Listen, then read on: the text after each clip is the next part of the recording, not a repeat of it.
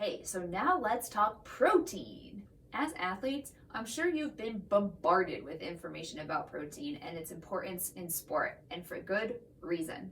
Protein is essential to help you recover from hard efforts and keep your body healthy and strong. So let's start with the basics. What exactly is a protein? I think a lot of you probably have a picture in your mind where you eat protein or drink a protein supplement, it goes right to your muscles to make them big, right? Well, not quite.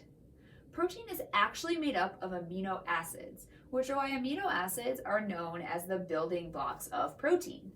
When we eat protein, our bodies break it down into its different amino acid components, and then they use those amino acids to build back up different proteins needed by the body.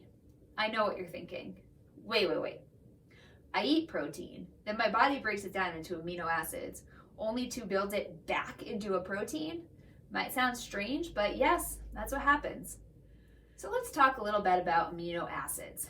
There are 20 of them that your body uses to build protein.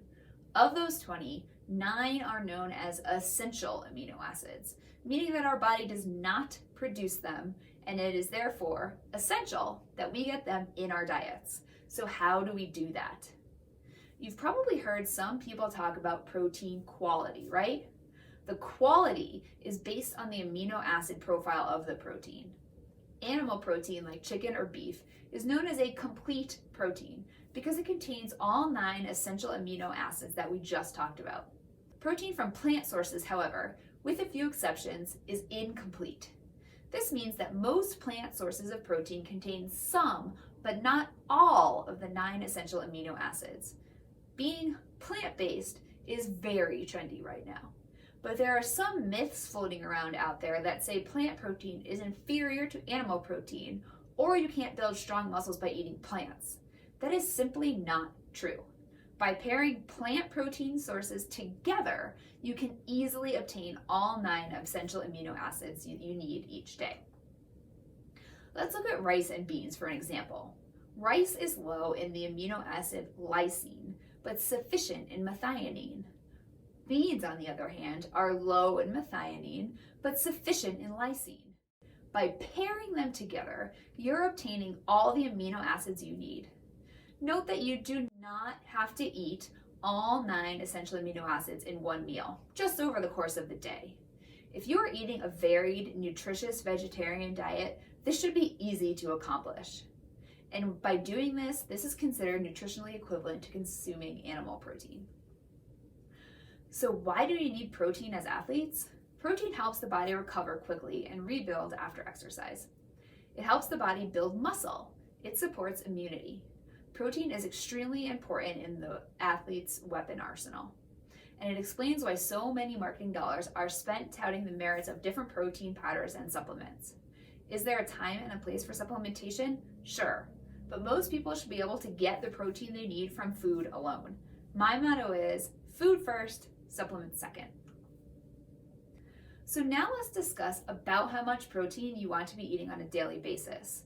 Remember, the amount of protein that you need is highly individualized, and this demonstration is meant only as a general guideline. The recommended daily allowance for protein is 0.8 grams of protein per kilogram of body weight.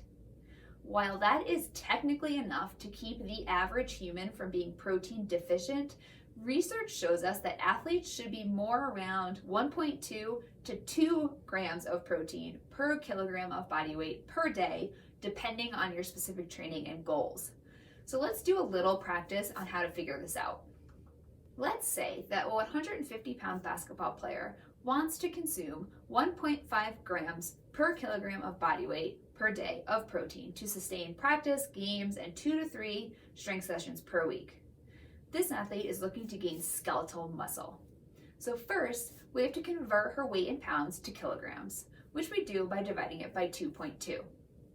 We then multiply that number by 1.5 grams of protein to get about 102 grams of protein per day. Now here's a small caveat here. Vegetarian or plant-based sources of protein are less bioavailable, that is, less utilized by the body. So if this athlete is vegetarian, she actually would need to eat 10% more protein to meet her goals. Now I know what you might be thinking.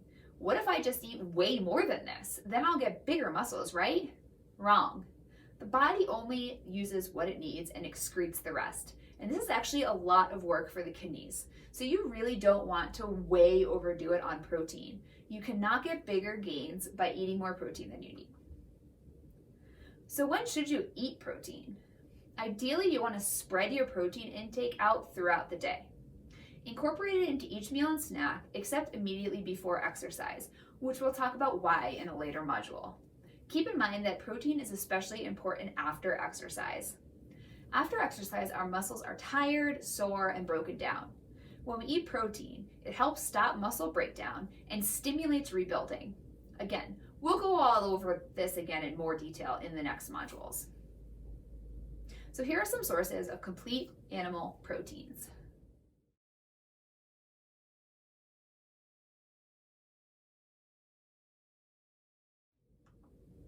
Now here are some sources of complete plant proteins. And lastly, here are some sources of incomplete plant proteins that can be paired together to form complementary proteins.